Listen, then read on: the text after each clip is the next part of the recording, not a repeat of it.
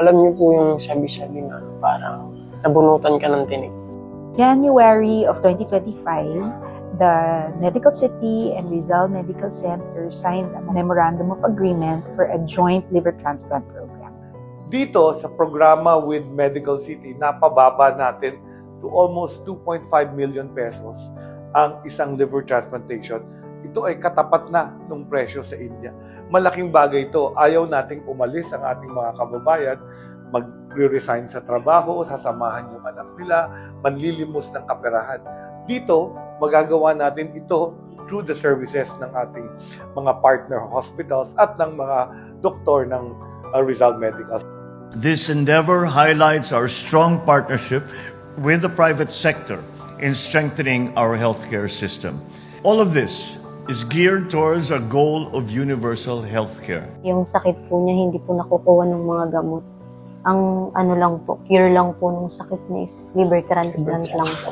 Malaking ginhawa po para sa amin. Tulad po naming hirap po sa buhay. Pag hindi na-transplant yung anak namin, posibleng ikawala niya. Ngayon, sobrang saya ng mga puso namin na nakikita namin na kahit tatakbo yung anak namin, pagod na pagod. Hindi ka nag-iisa dito. Pag sa Pilipinas mo gagawin yung liver transplant.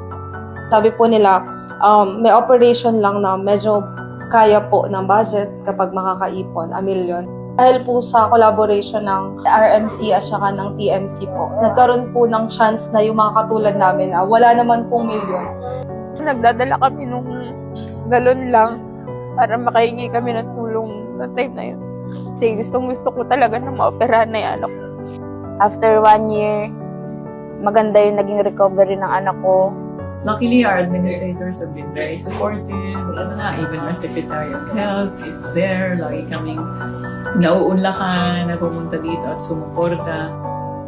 Ngayong taon, binigyan na ng bagong bihis ang programa na tatawaging Passive Partnership for Liver Transplant. Mas pinalalakas ang kolaborasyon at pinag-uusapan na rin na maisama sa PhilHealth package ang liver transplant. Please don't lose hope because miracles do happen.